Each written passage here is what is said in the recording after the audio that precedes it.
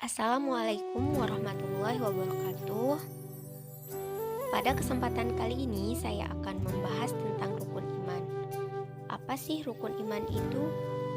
Rukun iman adalah pilar-pilar keimanan dalam Islam yang harus dimiliki seorang muslim. Rukun iman ada 6, yaitu yang pertama, iman kepada Allah. Iman kepada Allah menjadi urutan pertama dan poin terpenting dalam Islam. Allah Subhanahu wa Ta'ala Maha Besar. Dia pencipta semua yang ada di alam semesta ini. Dia pula yang menguasai segala isi alam semesta, akhirat, dan lainnya. Tidak ada Tuhan selain Allah. Hanya Allah yang Maha Esa, tidak ada duanya. Meyakini Allah tidak hanya melalui kata-kata, tapi juga dibutuhkan bukti dari amal perbuatan, melaksanakan semua perintahnya, dan menjauhi larangannya. Semua makhluk diwajibkan menyembah Allah, tak hanya manusia, melainkan hewan, tumbuhan, jin, hingga malaikat. Jika kita analogikan iman kepada Allah, maka kita temukan benang merahnya, bahwa dalam iman ada kepercayaan, keyakinan, ada penghormatan, dan rasa cinta. Dalam hadis riwayat Ibrani, di mana Rasulullah menyampaikan bahwa iman terbaik itu apabila seseorang mengetahui bahwa Allah selalu menyertai di mana saja kita berada. Yang kedua, iman kepada malaikat.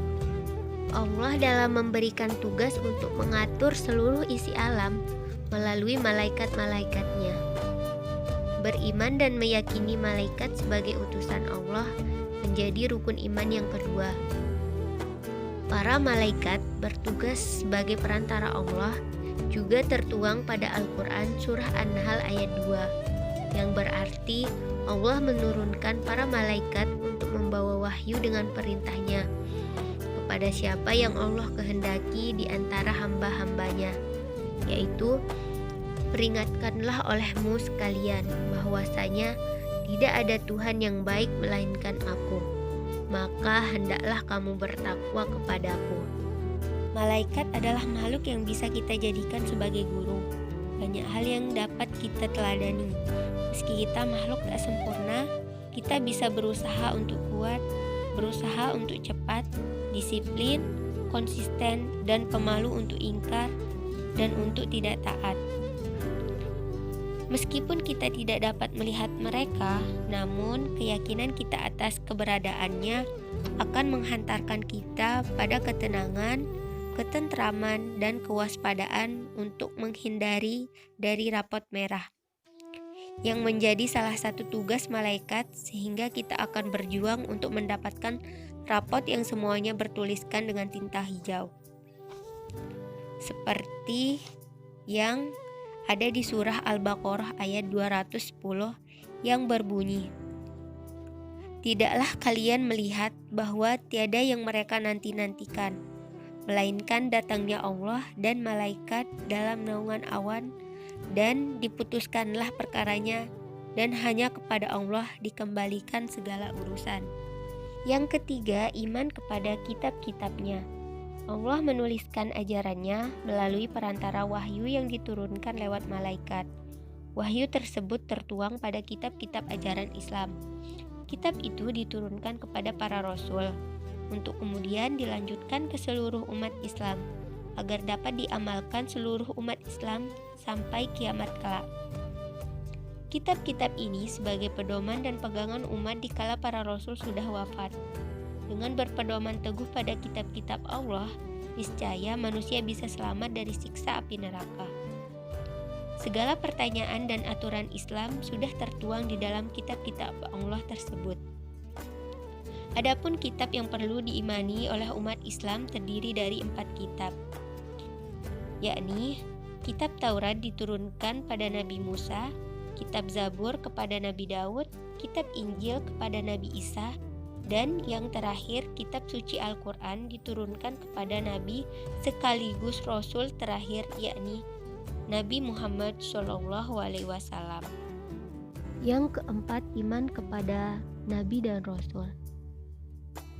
Jika kita beriman kepada Nabi dan Rasul, maka kita harus mempercayai dan meyakini bahwa Nabi dan Rasul merupakan perantara yang ditugaskan oleh Allah Subhanahu wa Ta'ala untuk menyebarkan agama Islam ke seluruh umatnya, di mana perilaku Nabi dan Rasul merupakan perilaku yang harus kita teladani dan kita terapkan di kehidupan sehari-hari. Yang kelima, iman kepada hari akhir.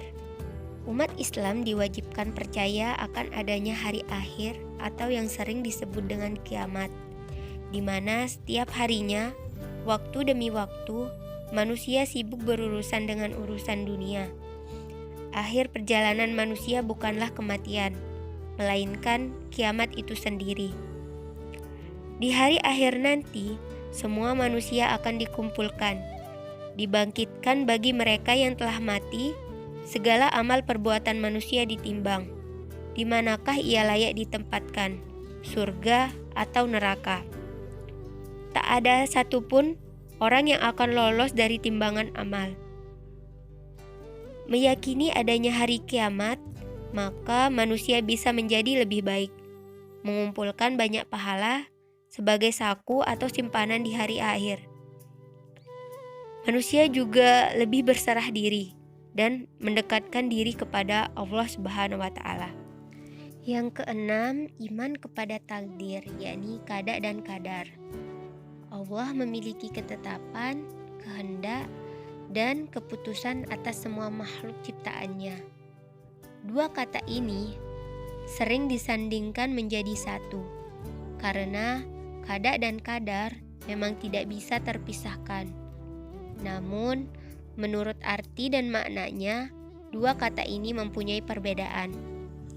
Seperti yang sudah tertuang dalam Al-Quran Surah Al-Hajj ayat 70, yang artinya, apakah kamu tidak mengetahui bahwa sesungguhnya Allah mengetahui apa saja yang ada di langit dan di bumi?